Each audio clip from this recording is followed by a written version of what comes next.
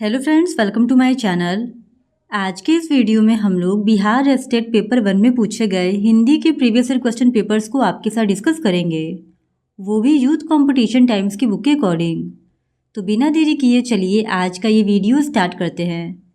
तो आज के इस वीडियो में हम लोग 11 सितंबर 2023 के शिफ्ट सेकंड में पूछे गए क्वेश्चंस का ही डिस्कशन आपके साथ करेंगे। तो क्वेश्चन नंबर 1 है, पीताम्बर शब्द का संधि विच्छेद है। तो इस क्वेश्चन का सही जवाब है ऑप्शन सी, पीत प्लस अंबर। पीताम्बर शब्द का संधि विच्छेद पीत प्लस अंबर है और यह दीर्घ संधि का उदाहरण है। फिर क्वेश्चन नंबर 2, नाविक शब्द का संधि विच्छेद है। तो इस क्वेश्चन का सही जवाब है ऑप्शन ए, 9 + 1। नाविक शब्द का संधि विच्छेद 9 + 1 है और यह अयादी संधि का उदाहरण है।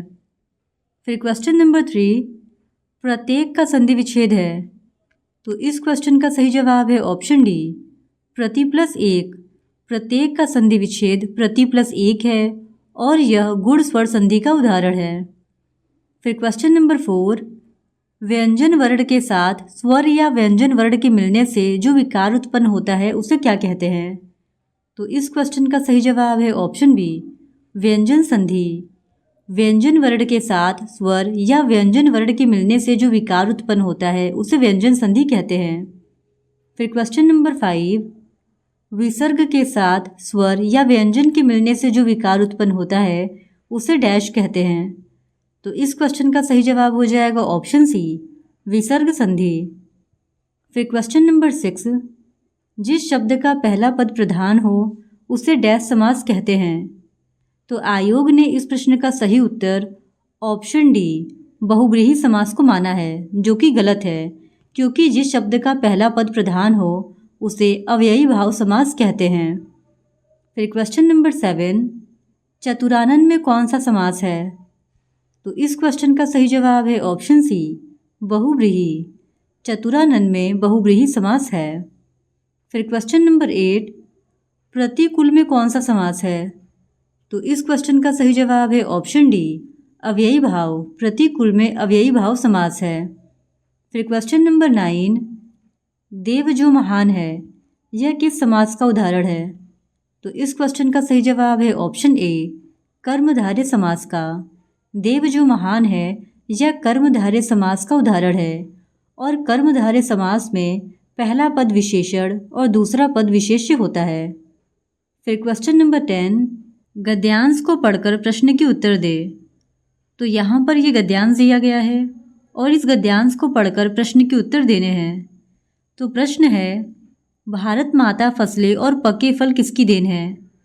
तो इस क्वेश्चन का सही जवाब है ऑप्शन ए, नदियों की। फिर क्वेश्चन नंबर 11, सपूत शब्द में कौन सा उपसर्ग है। तो इस क्वेश्चन का सही जवाब है ऑप्शन ए, स। सपूत शब्द में स उपसर्ग है। फिर क्वेश्चन नंबर 12, यहाँ पर एक और गद्यांश दिया गया है और इस गद्यांश को पढ़कर भी जो भी प्रश्न पूछे गए हैं उसके उत्तर देने हैं। तो ये रहा वो गद्यांश, आप चाहे तो इसका स्क्रीनशॉट ले सकते हैं। और प्रश्न है, सामाजिक शब्द में प्रत्यय है। तो इस क्वेश्चन का सही जवाब है ऑप्शन ए, इक।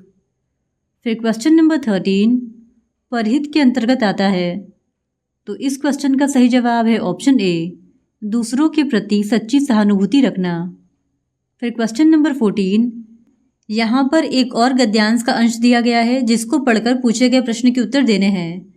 तो गद्यांश है, मैत्री की राह बताने को, सबको सुमार्ग पर लाने को, दुर्योधन को समझाने को, भीषण विध्वंस बचाने को, भगवान हस्तिनापुर आए, पांडव का संदेशा लाए। दो न्याय अगर दो आधा दो, पर इसमें भी यदि बाधा हो तो दे दो, केवल 5 ग्राम रखो अपनी धरती तमाम, हम वही खुशी से खाएंगे, परिजन पर असी न उठाएंगे। दुर्योधन वह भी दे न सका, आशीष समाज का ले न सका। उल्टे हरि को बांधने चला, जो था असाध्य साधने चला। जब नाश मनुष्य पर छाता है, पहले विवेक मर जाता है। अब क्वेश्चन है कि परिजन में उपसर्ग है। तो इस क्वेश्चन का सही जवाब है ऑप्शन बी, परि। परिजन शब्द में परि उपसर्ग है। फिर क्वेश्चन नंबर 15, न्याय का विलोम है। तो इस क्वेश्चन का सही जवाब है ऑप्शन सी, अन्याय। फिर क्वेश्चन नंबर 16, शब्दों के सार्थक मेल को कहते हैं। तो इस क्वेश्चन का सही जवाब है ऑप्शन डी, वाक्य। शब्दों के सार्थक मेल को वाक्य कहते हैं। फिर क्वेश्चन नंबर 17, आप कल कहाँ गए थे, किस वाक्य का उदाहरण है?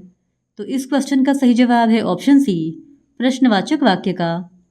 फिर क्वेश्चन नंबर 18, शुद्ध वाक्य बताए। तो इस क्वेश्चन का सही जवाब है ऑप्शन सी, मुझे घर जाना है। फिर क्वेश्चन नंबर 19, कर्म के अनुसार क्रिया की कितने भेद हैं? तो इस क्वेश्चन का सही जवाब है ऑप्शन बी, 2। कर्म के अनुसार क्रिया के 2 भेद हैं। पहला सकर्मक क्रिया और दूसरा अकर्मक क्रिया।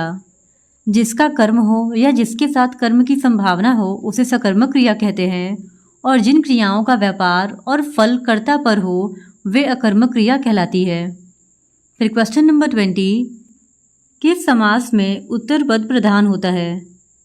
तो इस क्वेश्चन का सही जवाब है ऑप्शन ए, तत्पुरुष समास में। तत्पुरुष समास में उत्तर पद यानी कि अंतिम पद प्रधान होता है। फिर क्वेश्चन नंबर 21, स्त्रीलिंग पुल्लिंग के जोड़े में कौन सा जोड़ा सही है? तो इस क्वेश्चन का सही जवाब है ऑप्शन डी, ब्राह्मण ब्राह्मणी। फिर क्वेश्चन नंबर 22, निम्नलिखित में से कौन सा क्रम सही है? तो इस क्वेश्चन का सही जवाब है ऑप्शन ए, सुंदर, सुंदरतर और सुंदरतम। ये शब्दों की अवस्थाओं का सही क्रम है। फिर क्वेश्चन नंबर 23, दिन कटना मुहावरे का अर्थ है। तो इस क्वेश्चन का सही जवाब है ऑप्शन डी, समय बीतना। दिन कटने मुहावरे का अर्थ होता है समय बीतना। फिर क्वेश्चन नंबर 24, बगल में छोरा शहर में ढिंढोरा लोकोक्ति का क्या अर्थ है? तो इस क्वेश्चन का सही जवाब है ऑप्शन डी, वस्तु के पास होने पर भी चारों ओर उसे ढूंढना। फिर क्वेश्चन नंबर 25, घोड़े बेचकर सोना मुहावरे का अर्थ है। तो इस क्वेश्चन का सही जवाब है ऑप्शन ए, बेफिक्र होना। फिर क्वेश्चन नंबर 26, आस्तीन का सांप मुहावरा का अर्थ है। तो इस क्वेश्चन का सही जवाब है ऑप्शन बी, कपटी मित्र। फिर क्वेश्चन नंबर 27, कांटा निकालना मुहावरे का अर्थ है। तो इस क्वेश्चन का सही जवाब है ऑप्शन डी, बाधा दूर होना। फिर क्वेश्चन नंबर 28, पहाड़ टूट पड़ना मुहावरे का अर्थ क्या होगा? तो इस क्वेश्चन का सही जवाब है ऑप्शन ए, भारी विपत्ति आना। फिर क्वेश्चन नंबर 29, चादर से बाहर पैर पसारना मुहावरे का अर्थ क्या है? तो इस क्वेश्चन का सही जवाब हो जाएगा ऑप्शन डी, आय से अधिक व्यय करना। फिर क्वेश्चन नंबर 30, आसन डोलना मुहावरे का सही अर्थ क्या होगा? तो इस क्वेश्चन का सही जवाब है ऑप्शन डी, विचलित होना। फिर क्वेश्चन नंबर 31, इनमें से कौन सा वाक्य अशुद्ध है? तो इस क्वेश्चन का सही जवाब है ऑप्शन बी, संतोष को क्षमा कर दो। यहाँ पे क्षमा में छतरी छ होगा, न कि छाता छ। फिर क्वेश्चन नंबर 32, इनमें से कौन सा वाक्य अशुद्ध है? तो इस क्वेश्चन का सही जवाब है ऑप्शन ए, रेडियो की उत्पत्ति किसने की? यह वाक्य अशुद्ध है क्योंकि रेडियो का आविष्कार किसने किया, यह शुद्ध वाक्य होगा। फिर क्वेश्चन नंबर 33, इनमें से कौन सा वाक्य अशुद्ध है? तो इस क्वेश्चन का सही जवाब है ऑप्शन डी, खरगोश को काटकर गाजर खिलाओ। यह वाक्य अशुद्ध है क्योंकि इसका शुद्ध वाक्य होगा, गाजर काटकर खरगोश को खिलाओ। फिर क्वेश्चन नंबर 34, इनमें से कौन सा वाक्य अशुद्ध है? तो इस क्वेश्चन का सही जवाब है ऑप्शन सी, विद्यालय के दाएं बड़ा सा मैदान है। यह वाक्य अशुद्ध है क्योंकि इसका शुद्ध वाक्य होगा, विद्यालय के दाईं ओर बड़ा सा मैदान है। फिर क्वेश्चन नंबर 35, इनमें से कौन सा वाक्य अशुद्ध है? तो इस क्वेश्चन का सही जवाब है ऑप्शन सी, वह बहुत जल्दी वापस लौट आया। यह वाक्य अशुद्ध है, इसका शुद्ध रूप होगा, वह बहुत जल्दी लौट आया। फिर क्वेश्चन नंबर 36, कौन पदबंध के अंतर्गत शामिल नहीं है? तो इस क्वेश्चन का सही जवाब है ऑप्शन सी, समास पदबंध। फिर क्वेश्चन नंबर 37, अब दरवाज़ा खोला जा सकता है, रेखांकित शब्द कौन पदबंध है? तो इस क्वेश्चन का सही जवाब है ऑप्शन बी, क्रिया पदबंध। फिर क्वेश्चन नंबर 38, राहुल फुटबॉल खेलकर चला गया, रेखांकित शब्द में कौन पदबंध है? तो इस क्वेश्चन का सही जवाब है ऑप्शन ए, क्रिया पदबंध। फिर क्वेश्चन नंबर 39, नाव पानी में डूबती चली गई, रेखांकित शब्द में कौन पदबंध है? तो इस क्वेश्चन का सही जवाब है ऑप्शन सी, यहाँ पे भी क्रिया पदबंध है। फिर क्वेश्चन नंबर 40, उसका कुत्ता अत्यंत आज्ञाकारी है, रेखांकित शब्द कौन सा पदबंध है? तो इस क्वेश्चन का सही जवाब है ऑप्शन ए, विशेषण पदबंध। फिर क्वेश्चन नंबर 41, रमा से रोया नहीं जाता है, वाक्य में कौन सा वाच्य है? तो इस क्वेश्चन का सही जवाब है ऑप्शन बी, भाववाच्य। फिर क्वेश्चन नंबर 42, आपने सुंदर पेंटिंग बनाई है, इसमें कौन सा वाच्य है? तो इस क्वेश्चन का सही जवाब है ऑप्शन बी, कर्मवाच्य। क्रिया के उस रूपांतर को कर्मवाच्य कहते हैं जिसमें वाक्य में कर्म की प्रधानता का बोध होता है। फिर क्वेश्चन नंबर 43, वाच्य का शाब्दिक अर्थ क्या है? तो इस क्वेश्चन का सही जवाब हो जाएगा ऑप्शन सी, वाच्य का शाब्दिक अर्थ बोलने का विषय है। फिर क्वेश्चन नंबर 44, भाववाच्य का उदाहरण है। तो इस क्वेश्चन का सही जवाब है ऑप्शन सी, बच्चा से उठा नहीं जाता है। फिर क्वेश्चन नंबर 45, सोनार गहने बनाता है, कौन सा वाच्य है? तो इस क्वेश्चन का सही जवाब है ऑप्शन बी, कृतवाच्य। फिर क्वेश्चन नंबर 46, निम्न में कौन सा वाक्य शुद्ध है? तो इस क्वेश्चन का सही जवाब है ऑप्शन डी, निरपराधी को दंड नहीं मिलना चाहिए, यह वाक्य शुद्ध है, बाकी के तीनों वाक्य जो है वो अशुद्ध है। फिर क्वेश्चन नंबर 47, निम्न में कौन सा वाक्य शुद्ध है? तो इस क्वेश्चन का सही जवाब है ऑप्शन बी, मैं तुम्हें अच्छी अच्छी बातें बता दूंगा, सिर्फ यही जो ऑप्शन है वो शुद्ध है। फिर क्वेश्चन नंबर 48, निम्न में कौन सा वाक्य शुद्ध है? तो यहाँ पे जो शुद्ध वाक्य है वो है ऑप्शन ए, झूठी गवाही मत देना।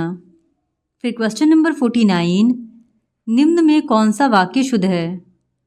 तो इस क्वेश्चन का सही जवाब है ऑप्शन ए, हिंदी हम में से प्रत्येक विद्यार्थी की मातृभाषा है। फिर क्वेश्चन नंबर 50, रचना के आधार पर वाक्य के कितने भेद हैं?